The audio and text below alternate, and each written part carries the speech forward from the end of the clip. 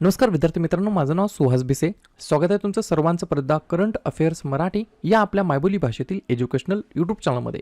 विद्यार्थी मित्रांनो, आज आहे 26 एप्रिल 2026. आजच्या दिवसाचे जेवढेही चालू घडामोडीचे महत्त्वाचे टॉप प्रश्न बनत असतील ते सर्व प्रश्न आपण या व्हिडिओच्या माध्यमातून पाहणार आहोत. तरी सर्वप्रथम आपण जर नवीन असाल, पहिल्यांदा या चॅनलवरील व्हिडिओ पाहत असाल तर चॅनलला या ठिकाणी अवश्य सबस्क्राईब सुद्धा करून घेऊ शकता. ठीक आहे, चला तर मग आपण आजच्या व्हिडिओला सुरुवात करूया. त्या अगोदर कालच्या व्हिडिओमध्ये जो काही शेवटचा प्रश्न विचारला होता त्या प्रश्नाचं उत्तर जाणून घेऊया. काय होता प्रश्न?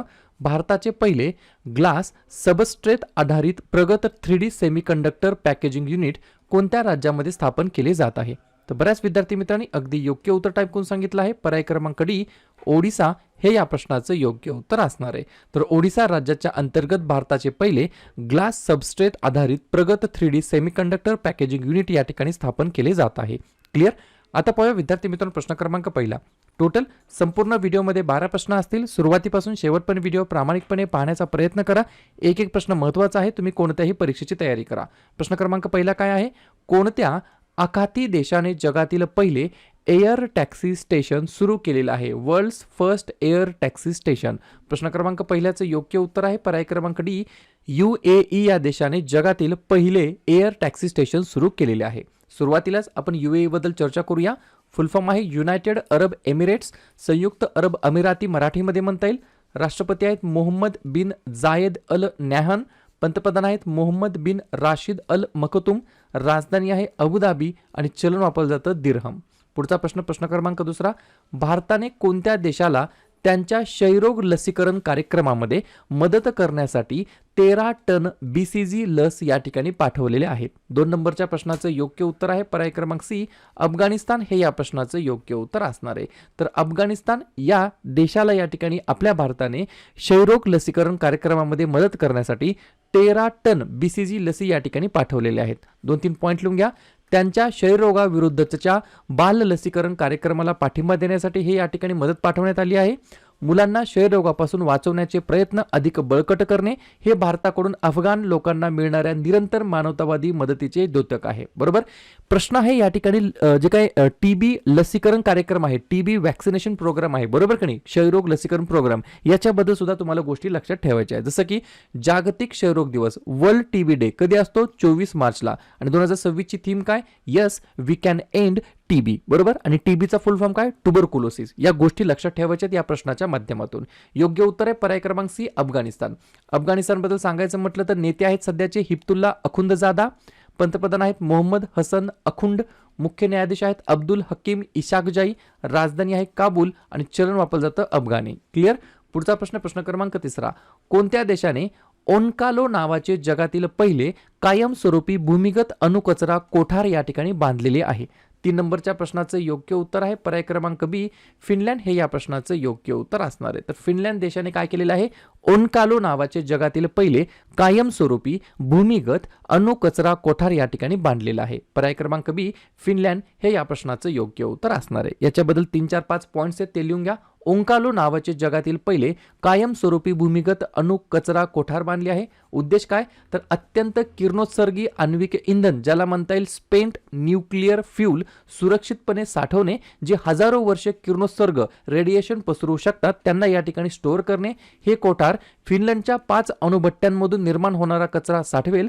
हे कोठार फिनलंडच्या ओनकिलो ओटो बेटावर जमिनीखाली 400 ते 450 मीटर खोलीवर स्थित आहे. ही देखील गोष्ट मला लक्षात ठेवायची आहे. क्लिअर? तर Finland is building the world's first permanent nuclear waste tomb design to safely contain radiation for 1 lakh years. बरोबर. इतक्या वर्षांपर्यंत ते स्टोअर करू शकतं एवढी त्याची कॅपॅसिबिलिटी असणार आहे, कॅपॅसिटी असणार आहे. पुढचा प्रश्न, प्रश्न क्रमांक 4. न्यायमूर्ती लिसा गिल, शुभमन गिल नाही, न्यायमूर्ती लिसा गिल यांची कोणत्या उच्च न्यायालयाच्या पहिल्या महिला मुख्य न्यायाधीशपदी नियुक्ती झालेली आहे? 4थ्या नंबरच्या प्रश्नाचं योग्य उत्तर आहे पर्याय क्रमांक ए. आंध्र प्रदेश हे या प्रश्नाचं योग्य उत्तर असणार आहे. तर आंध्र प्रदेश या उच्च न्यायालयाच्या पहिल्या महिला मुख्य न्यायाधीशपदी न्यायमूर्ती लिसा गिल यांची या ठिकाणी नियुक्ती झालेली आहे. प्रश्न आहे या ठिकाणी कशाबद्दल? प्रथम नियुक्तीबद्दल, प्रथम महिला मुख्य न्यायाधीशपदी नियुक्तीबद्दल. बरोबर. कोणत्या ठिकाणी? आंध्र प्रदेशमध्ये. आंध्र प्रदेश राज्याची स्थापना 1 नोव्हेंबर 1953 झाली. मुख्यमंत्री आहेत एन चंद्राबाबू नायडू, राज्यपाल आहेत एस अब्दुल नजीर आणि राजधानी आहे अमरावती.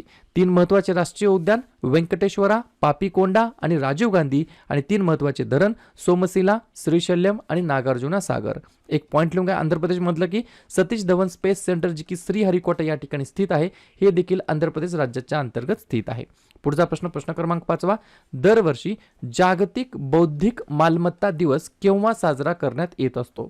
5व्या नंबरच्या प्रश्नाचं योग्य उत्तर आहे पर्याय क्रमांक डी 26 एप्रिलला दरवर्षी विद्यार्थी मित्रांनो आपण या ठिकाणी जागतिक बौद्धिक मालमत्ता दिवस म्हणून साजरा करतो. हा दिवस साजरा करण्याचा मागचा उद्देश काय तर नवनिर्मिती ज्याला म्हणता येईल इनोव्हेशन आणि सर्जनशीलता ज्याला म्हणता येईल क्रिएटिव्हिटीला प्रोत्साहन देणे आणि बौद्धिक संपदेची मानवी जीवनातील भूमिका अधोरेखित करणे या उद्देशाने आपण दरवर्षी जागतिक बौद्धिक मालमत्ता दिवस साजरा करतो 26 एप्रिलला दरवर्षी. क्लिअर.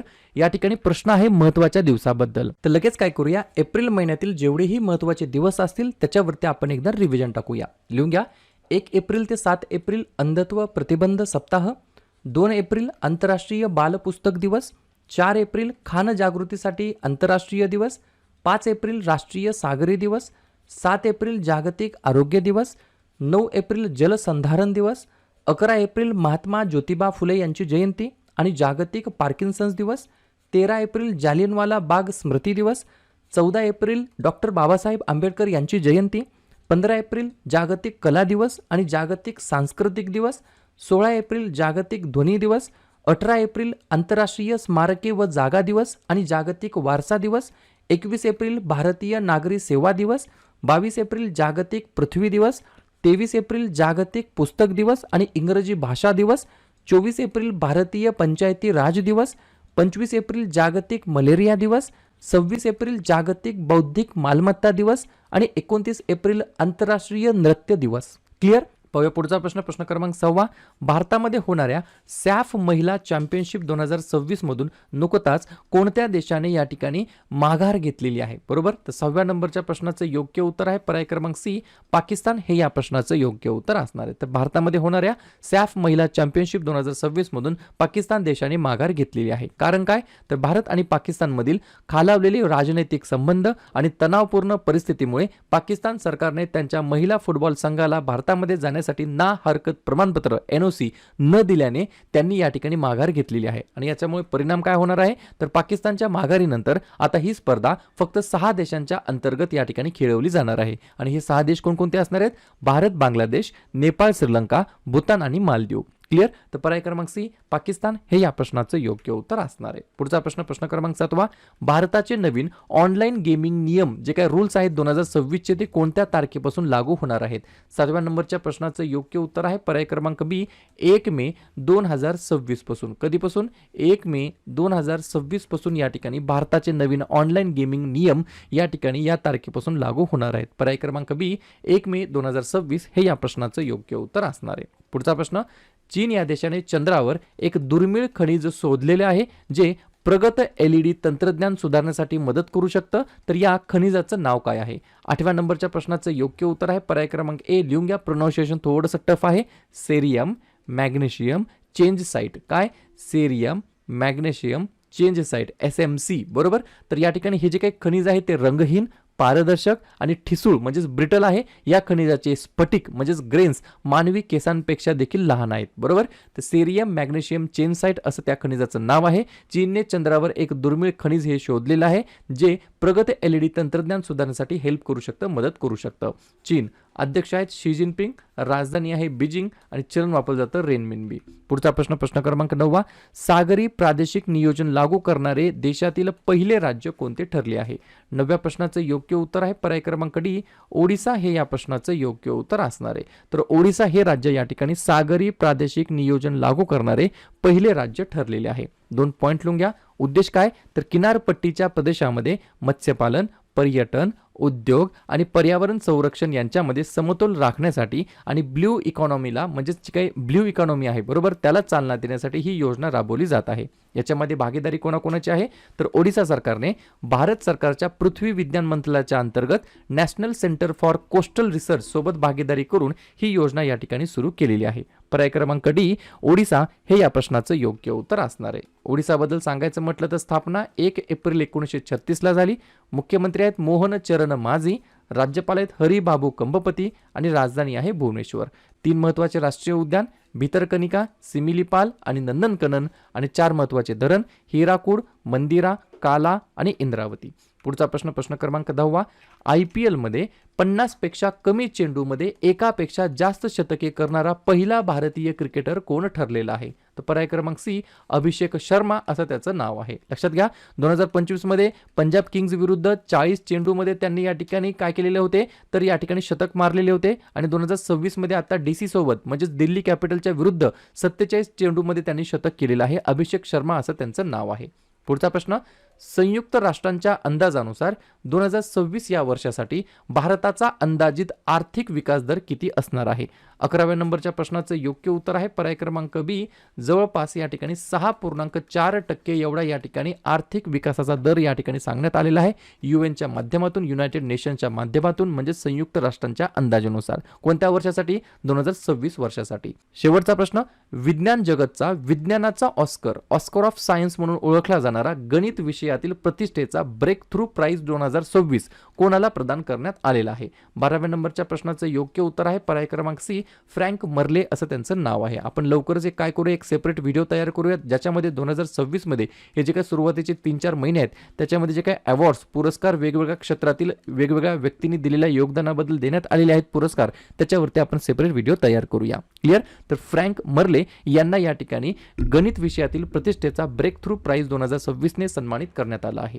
क्लिअर? तर अशा प्रकारे विद्यार्थी मित्रांनो हे होतात 12 प्रश्न. उपक्रम कंटेंट हा जो काही प्रयत्न आपण सुरू केलाय मराठी भाषेमध्ये कसा वाटतो अवश्य कमेंट करत चला. आणि तुमच्यासाठीचा आजचा खास प्रश्न भारताने खरेदी करण्याची घोषणा केलेले R-37M क्षेपणास्त्र कोणत्या देशाने डेव्हलप केलेले आहे विकसित केलेलं आहे? रशिया, फ्रान्स, जर्मनी की ऑस्ट्रेलिया? तर ज्या पण विद्यार्थी या प्रश्नाचं योग्य उत्तर येत असेल त्या प्रश्नाचं उत्तर तुम्ही कमेंट बॉक्समध्ये देण्याचा प्रयत्न करा.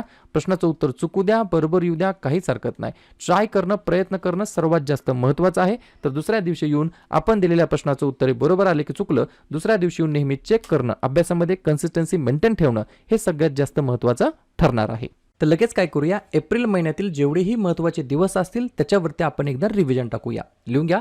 1 एप्रिल ते 7 एप्रिल अंधत्व प्रतिबंध सप्ताह, 2 एप्रिल आंतरराष्ट्रीय बाल पुस्तक दिवस, 4 एप्रिल खान जागृतीसाठी आंतरराष्ट्रीय दिवस, 5 एप्रिल राष्ट्रीय सागरी दिवस, 7 एप्रिल जागतिक आरोग्य दिवस, 9 एप्रिल जलसंधारण दिवस, 11 एप्रिल महात्मा ज्योतिबा फुले यांची जयंती आणि जागतिक पार्किन्सन्स दिवस, 13 एप्रिल जालियनवाला बाग स्मृती दिवस, 14 एप्रिल डॉक्टर बाबासाहेब आंबेडकर यांची जयंती, 15 एप्रिल जागतिक कला दिवस आणि जागतिक सांस्कृतिक दिवस, 16 एप्रिल जागतिक ध्वनी दिवस, 18 एप्रिल आंतरराष्ट्रीय स्मारके व जागा दिवस आणि जागतिक वारसा दिवस, 21 एप्रिल भारतीय नागरी सेवा दिवस, 22 एप्रिल जागतिक पृथ्वी दिवस, 23 एप्रिल जागतिक पुस्तक दिवस आणि इंग्रजी भाषा दिवस, 24 एप्रिल भारतीय पंचायती राज दिवस, 25 एप्रिल जागतिक मलेरिया दिवस, 26 एप्रिल जागतिक बौद्धिक मालमत्ता दिवस आणि 29 एप्रिल आंतरराष्ट्रीय नृत्य दिवस.